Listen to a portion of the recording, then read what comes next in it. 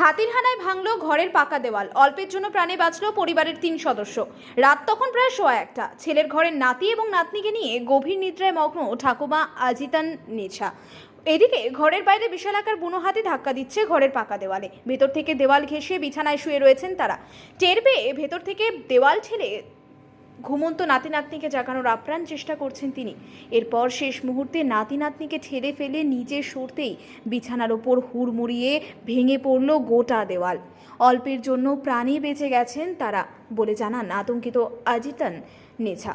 শনিবার রাতে ঘটনাটি ঘটেছে ফালাকাটার ব্লকের পূর্ব দেওগাঁও এলাকার মহিরুদ্দিন মিয়ার পাকা ঘরে হানা দেয় একটি বুনো হাতির হানায় ক্ষতিগ্রস্ত হয় ঘরের একটি পাকা দেওয়াল।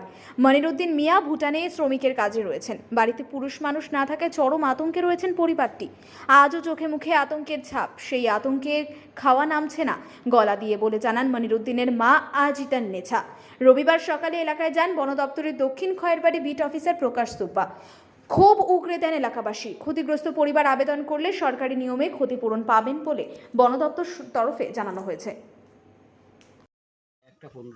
একটা 15 মিনিট আছে এখানে ছিলাম বিছানার মধ্যে, তখন হাতে এসে ধাক্কা মারলো। আমি জানালার না সিঁড়ি ধরছি এইরকম করি, কপাটের না এই যে জানালা ছিল ওইখানে ধরছি, ডিক্কি বাচ্চাগুলাকে হাতে ঠেলি ফেলে দিয়ে আমি নামছি। নামি এখানে নামতে একেবারে ওয়াল ভাঙ্গিয়ে একেবারে পড়ে গেল অল্প জন্য। তখন আপনি বিছানায় ছিলেন? হ্যাঁ। আপনাদের গায়ে পড়ছিল কি? গায়ে পড়েনি, ওই তো খালি বিছানা থেকে এইরকম সামনে নামছি। তাতে কে কে ছিলেন? 3 জন, মেয়ে একটা, ছেলে একটা, আমি। না না, কে ছিলেন? 3 জনে, নাতি নাতনি আর আমি। ভয় লাগেন তখন?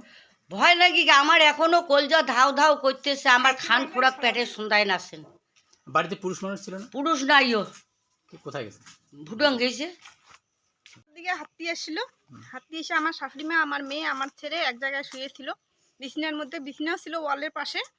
তখন হাতি এসে ধাক্কা মারিয়া আমার ছেলেকে ইসে করছে, আমার মেয়েটাকে পায় নাই। মেয়ে আর ছেলের হাত সরাইয়ে দিয়ে আমার শাশুড়ি মা যখন সরছে তখন ওয়াল ভাঙ্গা পড়ছে বিছানার মধ্যে। আর যদি ওইখানে আমার মেয়ে থাকতো না হলেও কিছু একটা হইতো। আপনারা কি চাচ্ছেন তাহলে এখন? আমরা কি চাবো আর ঘর আমার আমরা বিচার চাচ্ছি বন দপ্তরের কাছ থেকে বিচার চাচ্ছি, কি করে ওরা এখন। বন দপ্তর আসছিল? হ্যাঁ আসছিল। কি বলে গেল? ওদের তো বললাম যে, ওরা তো কিছু বললো না, বললো যে একটা দরখাস্ত লিখে জমা দাও, ফর্ম ফিল আপ করে। কি নাম আপনার? রেজিয়া খাতুন। বাড়িতে কজন থাকেন? 5 জন। পুরুষ মানুষ থাকে না? পুরুষ মানুষ নাই, কোথায় গেছে? বাইরে আছে।